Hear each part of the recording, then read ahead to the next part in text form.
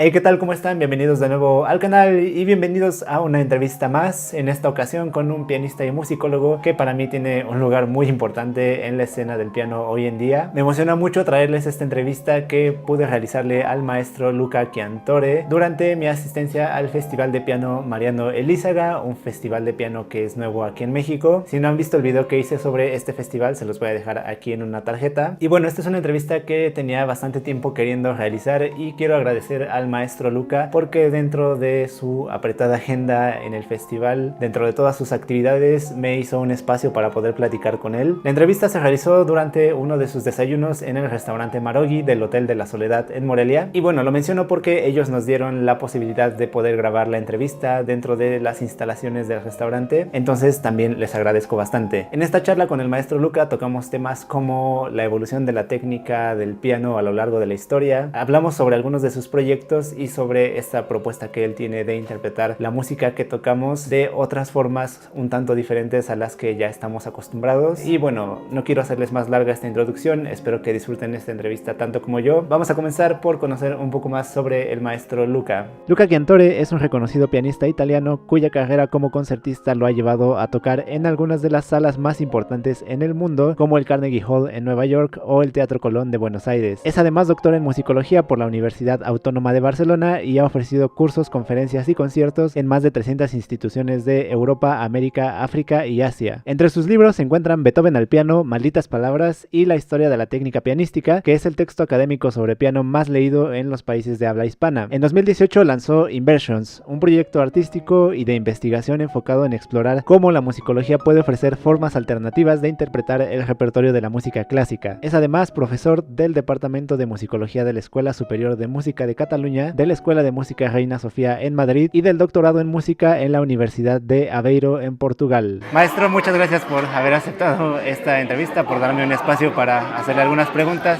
y hablar sobre sus libros, sus proyectos, sobre todo lo que está haciendo, ya que está aquí en México. Es un placer realmente y por fin estoy en México porque ya hablamos de este proyecto de entrevista hace ya muchos meses y bueno, en fin, entre inevitables cambios de fechas relacionados obviamente con la pandemia, pues bueno, finalmente puedo estar acá y soy absolutamente feliz en todos los sentidos, incluso en los aspectos menos artísticos y más del disfrute de la vida en México, como el rico desayuno que me espera en este momento, en este hotel magnífico. Así que... Sí, claro, y creo que la pandemia ha sido un tema, digo, ya lo mencionó también el maestro Abdiel Vázquez ayer, que pues primer concierto después de mucho tiempo, ¿no? Pero bueno, justamente de lo primero que me interesaba comentar un poco con usted era sobre este libro que tiene aquí, sobre su libro de La historia de la técnica pianística, que ahora es una nueva edición en inglés. Sí. ¿Por qué escribió un libro como este? Digo, sé que la primera edición ya tiene bastante tiempo, pero ¿qué lo motivó a escribir un libro como este? Y me imagino la cantidad de tiempo que ha llevado escribir algo así. Sin duda. La versión española este año cumple 20 años. Y claro, entonces era un joven músico cuando empecé, quiere decir no hace 20 años obviamente, sino 10 antes, en busca de ideas, en busca de caminos, en busca de respuestas que mi trayectoria como estudiante no me había dado con la intensidad y la riqueza que quizás hubiera esperado. Sí. Y por tanto, de algún modo fui buscando en los libros que hay detrás de este libro, es decir, en toda la investigación bibliográfica y también en el estudio muy pormenorizado de grabaciones, de la forma de tocar, de gente que sí tocaba magníficamente bien el piano. Pues quizás esas respuestas que no siempre los maestros que había encontrado. Yo tuve una maravillosa maestra cuando era jovencito, que solo con el tiempo supe valorar hasta qué punto ella sí supo hacer muy bien su trabajo. Pero después hubo de todo, ¿no? Intuiciones interesantes, caminos quizás muy bien intencionados, pero que no estaban quizás tan centrados en la realidad concreta, que eran las que me afectaban. Y yo siempre he sido una persona apasionada por la historia, por la lectura, por el hacerme preguntas en torno a cosas. Y entonces las preguntas estaban allá, las respuestas no, y fui buscándolas. Hoy espero ofrecer, con mis libros, con mis clases, algo más de respuestas de aquellas que yo pude encontrar, pero de entrada las preguntas tienen que nacer de una misma, de uno mismo, y además sería muy triste que en realidad esperar una respuesta fuera decir, pues ahí ya sé, ¿no? Como que venga de fuera. En realidad, cuando haces una pregunta, estás buscando ayuda quizás para encontrar tu propio camino. Y eso es lo que intento mostrar con mis libros, con mis clases, hasta con mis conciertos. Es decir, abrir caminos. Puedo proponer la forma de recorrer lo que yo pueda tener, pero no quiero ser ningún maestro, ningún gurú que quieren los discípulos detrás, así en fila india. No, eso es la cosa que más, quizás menos me gusta del universo. Entonces creo, puedo ofrecer ideas, caminos. Miren qué maravilla. No sé, eso. Sí, vi su post en Instagram de esto sí es papaya. Sí, es una manera de compartir con gente que está lejos. También, no lo escondo, también una forma de un poco de invitar al mundo a mirar adelante, porque este virus ha sido terrible y ha muerto mucha gente y estoy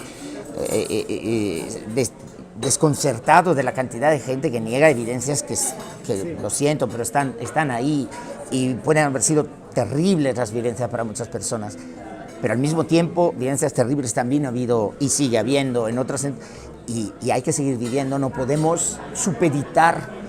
Por lo tanto, dentro de la prudencia, dentro de las medidas de vacunación y de la investigación que esperamos nos dé también pautas quizás más claras con el tiempo también de cómo abordarlo a largo plazo.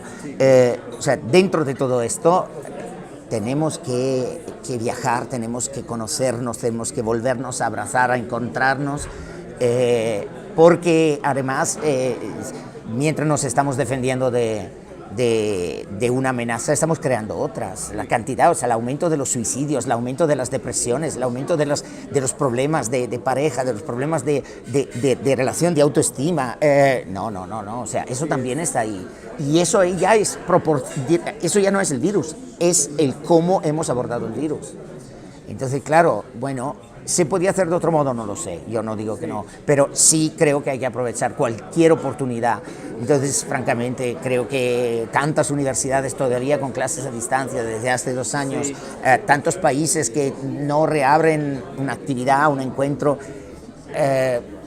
lo respeto evidentemente, pero estoy infinitamente feliz de que acá en Morelia concretamente la Allende 637 y quienes ha organizado este festival Mariano Elízaga haya decidido mirar adelante con la medida de protección, con todo, con mucho, pero mirar adelante y a permitir que los jóvenes se encuentren, que podamos. Y claro, concretamente, pues yo también pues disfrutando quizás de la experiencia de compartir, pero también de la experiencia de llevarse muchas de las maravillas de México, que está hecha de su gente, que está hecha de sus colores, de sus aromas, de sus sabores. Y yo creo que para todos los que estuvimos ahí fue muy valioso porque, retomando lo que decía hace un rato, a mí una frase que me encantó y me llegó así como a lo más profundo, que dijo al final de su última conferencia fue esta cosa de los libros y los videos no me han fallado, las personas a veces sí, ¿no?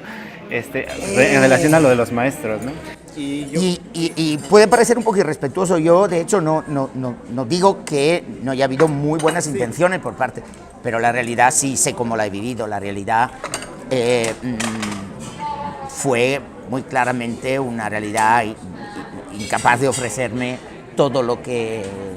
Entonces sé muy bien, por eso también creo entender muy bien los problemas de muchachos que vienen pues buscando, pero también un poco yendo a tientas, ¿no? O sea, empatizo mucho con ellos, con ellas, porque sé lo que es estar ahí, ¿no? Quizás sé menos lo que es tener ese maestro, que puede ser una bella experiencia, no sé, yo no la he tenido, ¿no? Ese maestro que realmente es una guía de toda una vida y que te forja y que de algún modo tú eres el discípulo que lleva esa llama adelante. Eso debe ser muy bello, te da muchas seguridades y a la vez no te impide después seguir siendo tú mismo también con otros caminos. Esa debe ser una experiencia muy rica, yo no la tuve.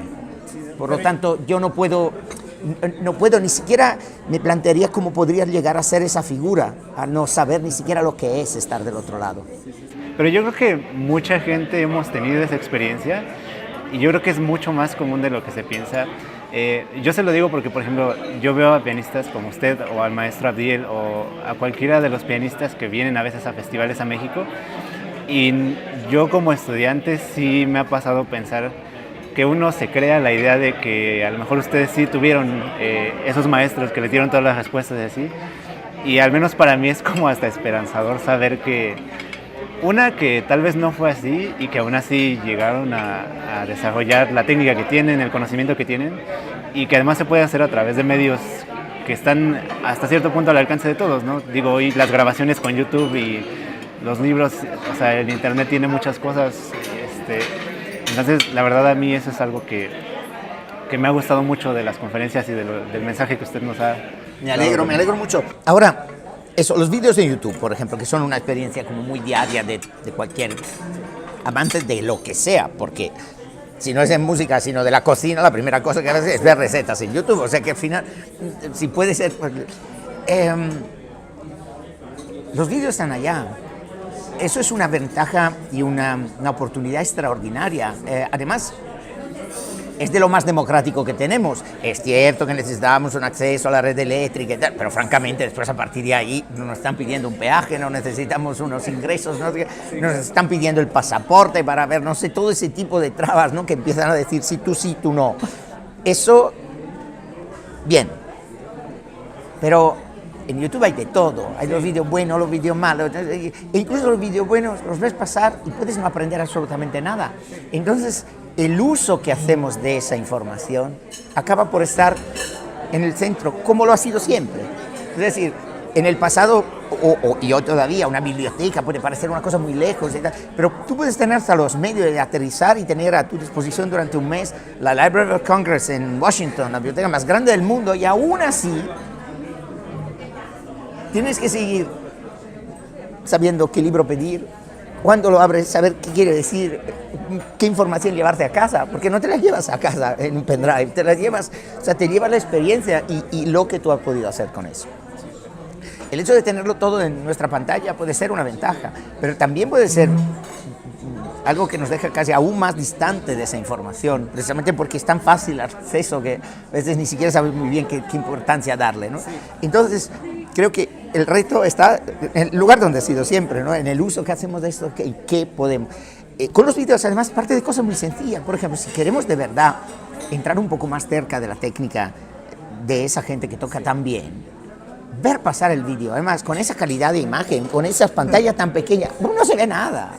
Lo mínimo que tenemos que buscar es una pantalla en condiciones, los vídeos en alta definición, que se vean en alta definición, y aún más, y ahora de nuevo cada vez más fácil. Hace tiempo teníamos que descargarnos programas específicos, pasarlos a cámara lenta. Lo que nos contó en el viendo, curso. o sea, fotograma, vieja metáfora ahora, ¿no? Ya no son ni fotogramas, da igual,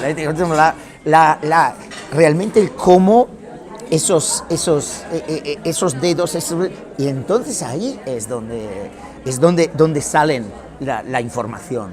Bueno, hablando de técnica, yo desde que pensé en hacerle la entrevista, pensé una pregunta, pero dije, bueno, a ver si no le estoy pidiendo un imposible al maestro, porque yo le iba a decir como que si podía hacer un resumen de la historia de la técnica, así como muy conciso, pero afortunadamente en el curso de cierta forma lo hizo.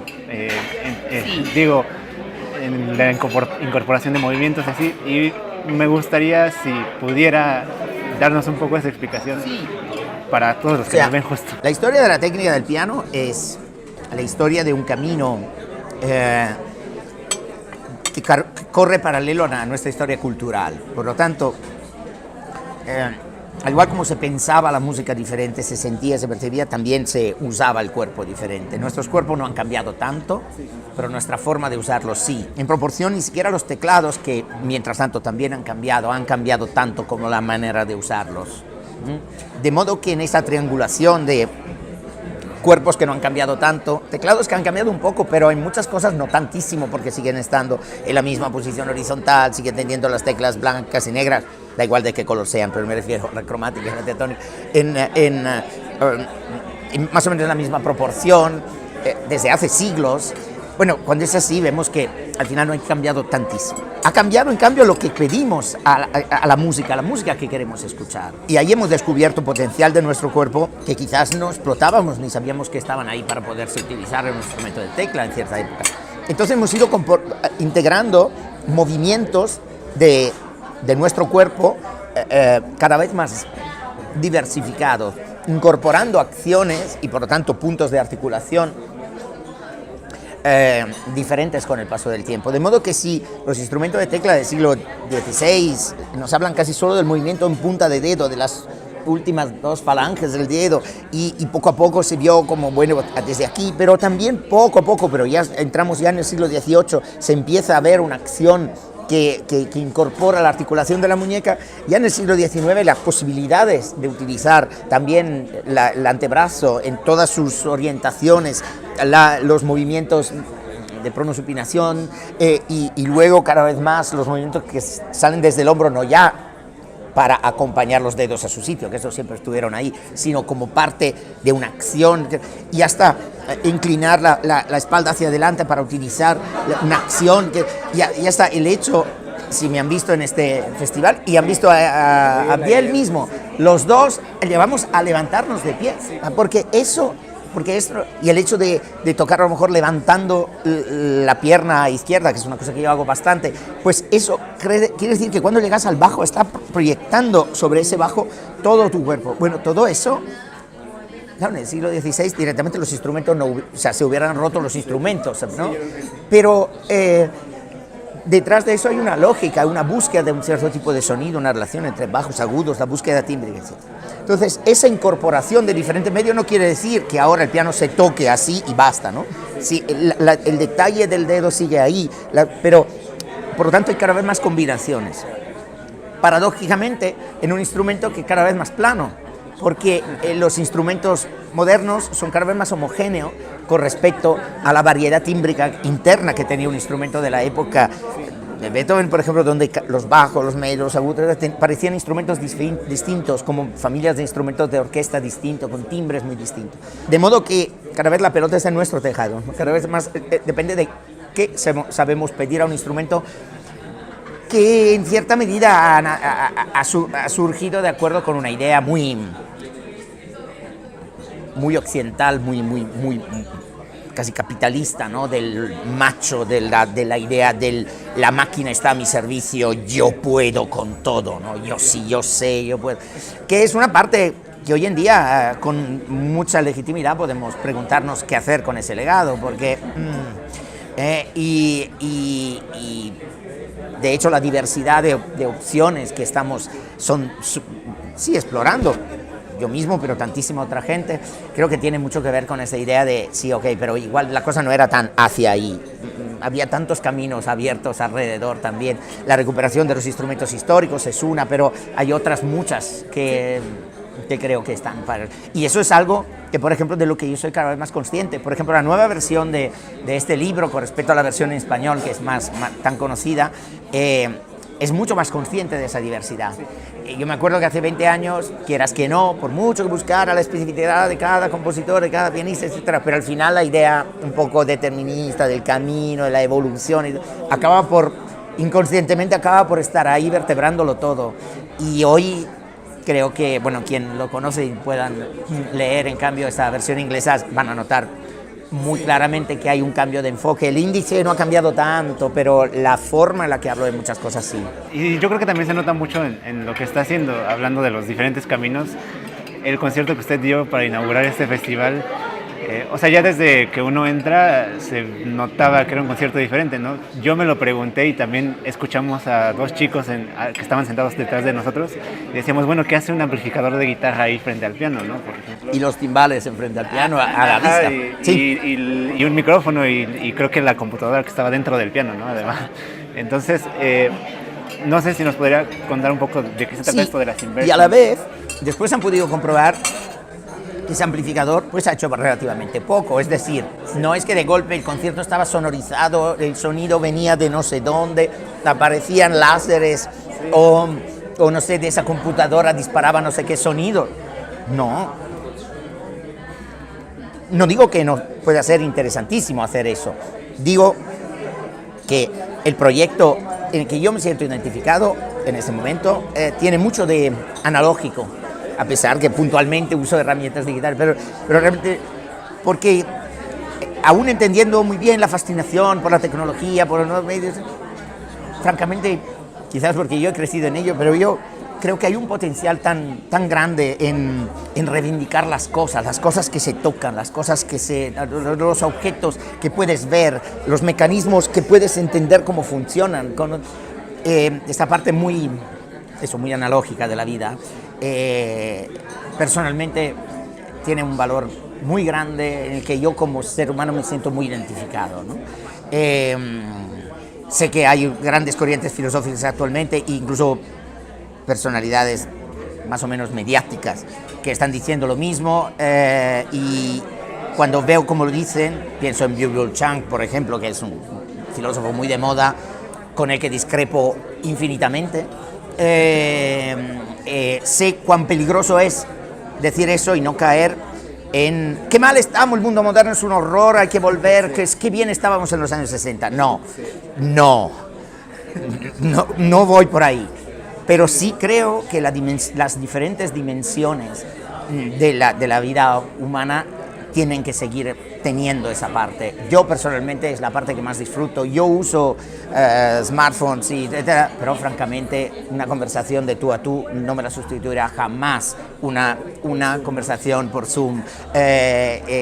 Y puedo estar emocionándome por un email o un WhatsApp recibido, pero francamente, o sea, y un abrazo e incluso una carta escrita a mano, aquello tiene un encanto que francamente para mí o sea, yo en mi vida quiero eso. Lo otro me puede que me sirva, pero lo que realmente necesito en mi vida, bueno, es esto, por ejemplo, ¿no? Ven, los uchepos de Michoacán, o sea, esto es... No, sí, o sea, de verdad, realmente, ¿no? Y creo que, no lo sé, no quiero hacer una cosa en perspectiva, parto mucho de mi percepción, de mi día a día, ¿no? Yo necesito esa... Después a lo mejor, pues eso, para ver qué hora es y si me esperan, pues necesito eso. Quería preguntarle de sus Inversions y quería preguntarle un poco también de cómo ha sido recibido. Digo, por las cosas que he visto en Morelia, creo que es algo que a la gente le interesa mucho. A algunos les da curiosidad, otros creo que incluso hasta los celebran, porque yo creo que sí hay una sensación como de que hay que, como usted dijo, un poco cuestionar ciertas jerarquías. Dijo usted destronar al emperador porque tocar... Sí, viene el símbolo, ¿no? Un poco. Sí, tocando el concierto. Y pues sí, o sea, esta imagen de usted hablando entre primer movimiento y segundo movimiento, cuando normalmente hasta el que alguien tosa o aplauda, pues todo el mundo lo ve mal, es muy curiosa. O sea, ya que tuve la oportunidad de estar ahí, la verdad es que sí impacta. La historia la hacemos día a día. Si en este momento escuchar el concierto del emperador en cualquier sala de concierto de música clásica del mundo suele consistir en escuchar todas esas notas, ni una más ni una menos, exactamente como están escritas, callándose cuando llega el tutti de la orquesta, después tocando el solo, después acabando el último acorde,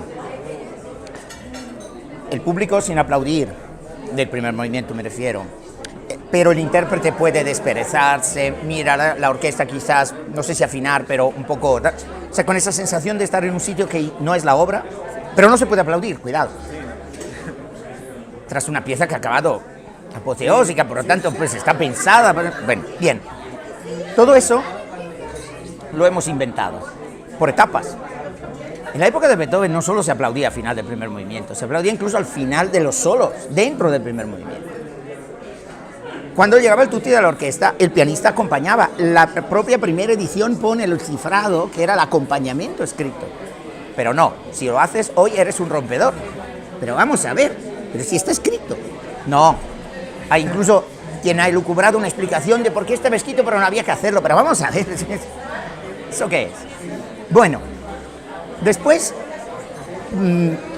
llega eso, el primer movimiento, acaba el primer movimiento y hay que quedarse callado, pero te puedes desperezar. Ya eso Era impensable en la época de Beethoven, pero por ser impensable, era impensable incluso en quien de hecho acabó por ser el gran inventor de esa manera de escuchar, que es Wagner, porque Wagner es el primero que de verdad institucionaliza esta idea de la escucha de la obra completa, en silencio, no sé qué.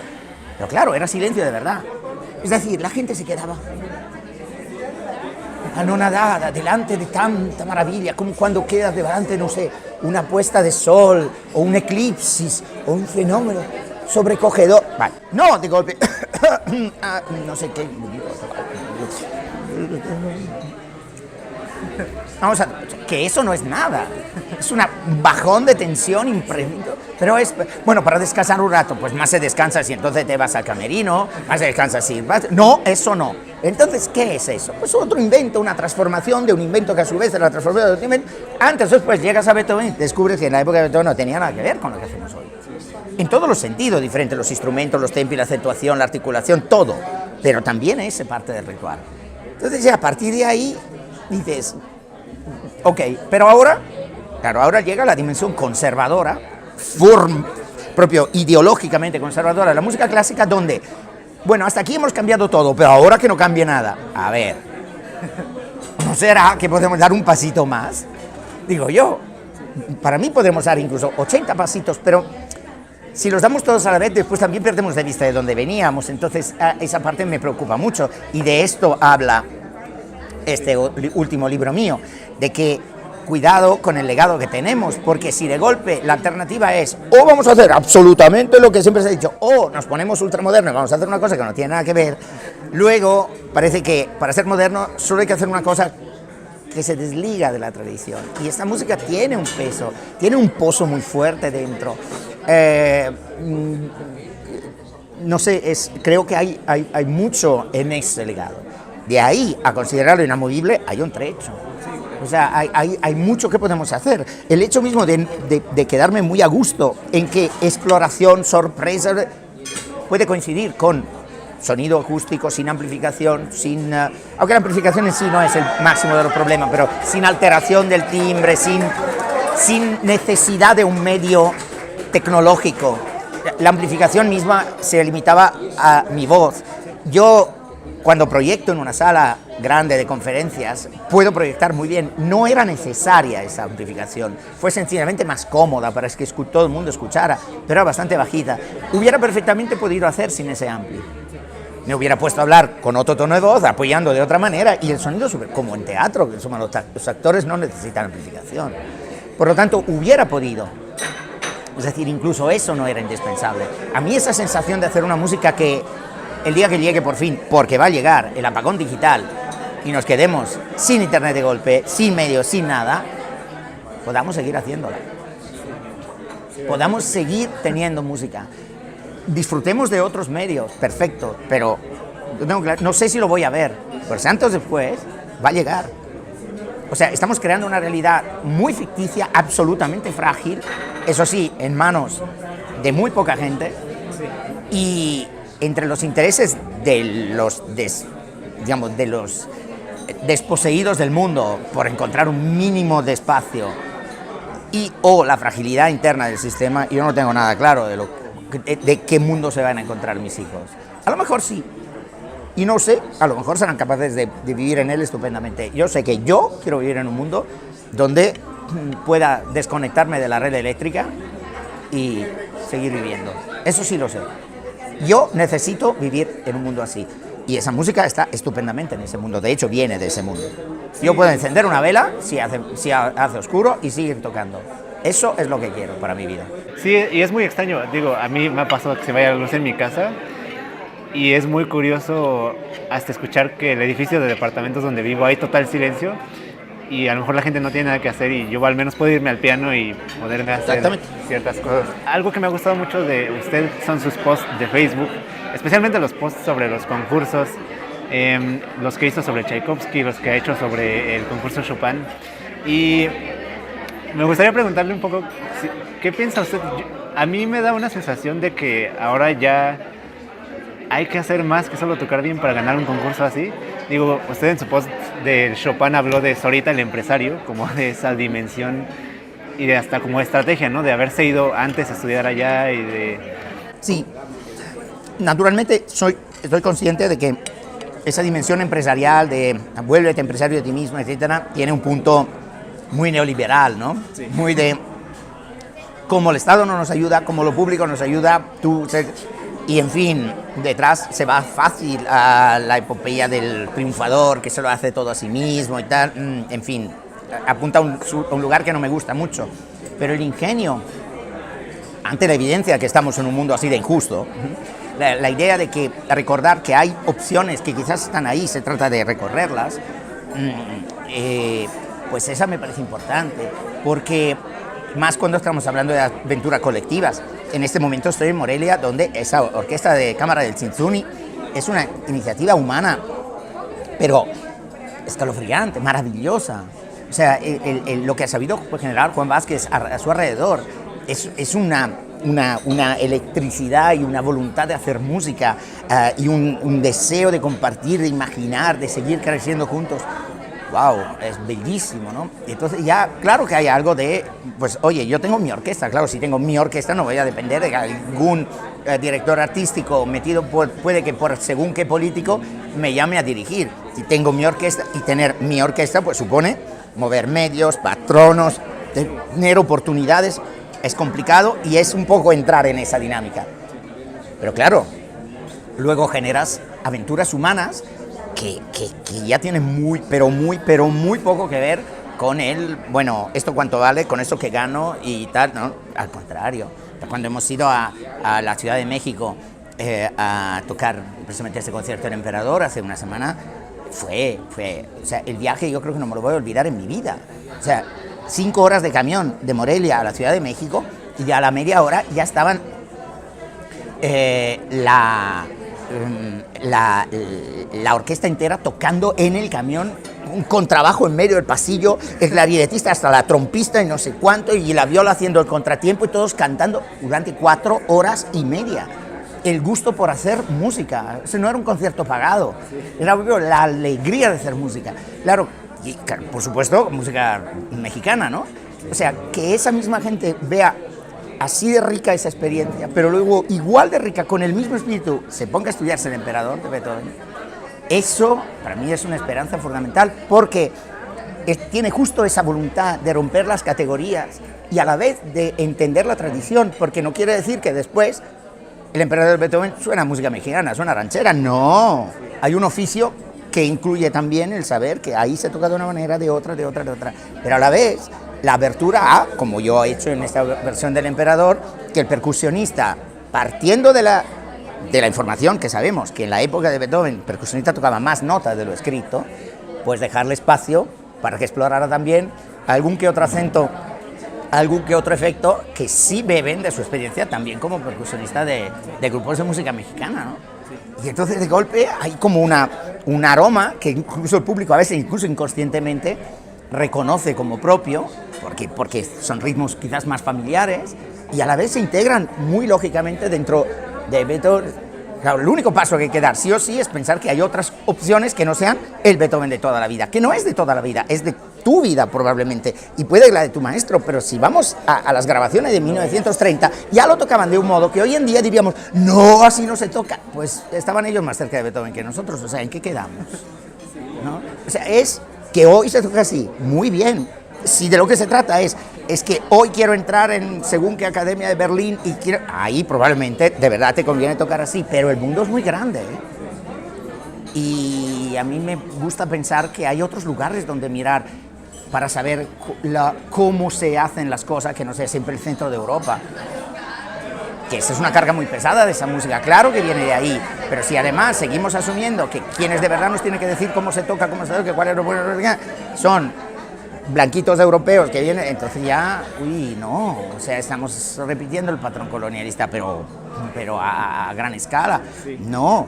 Entonces, yo también soy un blanquito europeo, ya lo sé, pero igual, bueno, por diferentes batallas de la vida, creo ser suficientemente consciente de la necesidad de cambio y de cambio de aproximación, que quizás incluso estoy un poco aprovechándome del interés, digamos, de la visibilidad que se me ofrece por el interés que han despertado mis libros y mis acciones, también para poder incluso validar, ¿no? Para dar como respaldar otras formas de sentir eso. Y a la vez dentro de, la palabra respeto es un poco sibilina, pero dentro de la conciencia de la riqueza de ese legado. Y por lo tanto, cuidando mucho de dejar fuera muchos discursos supremacistas, muchas universalidades pretendidas de según qué música, que eso fuera, de eso hablo mucho en Malditas Palabras, ¿no? Pero quizás sí repensar mucho el cómo lo hacemos, el cómo hablamos de esa música y qué paso dar, el siguiente paso, sin romper el cordón umbilical, sin perder el lugar de donde venimos, ¿no? Sino más bien preguntando realmente cuál es el lugar de donde venimos, que incluye esa tradición musical, pero también incluyen otros sonidos que hemos escuchado, otras formas de compartir, otras formas que quizás pueden estar ahí solo con un poco de imaginación. Bueno, maestro, pues yo le agradezco por todo, por la entrevista, por el curso que a mí me ha abierto la mente y muchos caminos, por los conciertos y pues por estar aquí con nosotros en Morelia. Entonces, pues bueno, muchas gracias por la entrevista de nuevo. Espero que siga disfrutando su estadía aquí. Y seguiré disfrutando, no lo dudes. Y ojalá lo tengamos de vuelta pronto. Muchísimas gracias a ti y a todas las personas que vean esta entrevista, de verdad.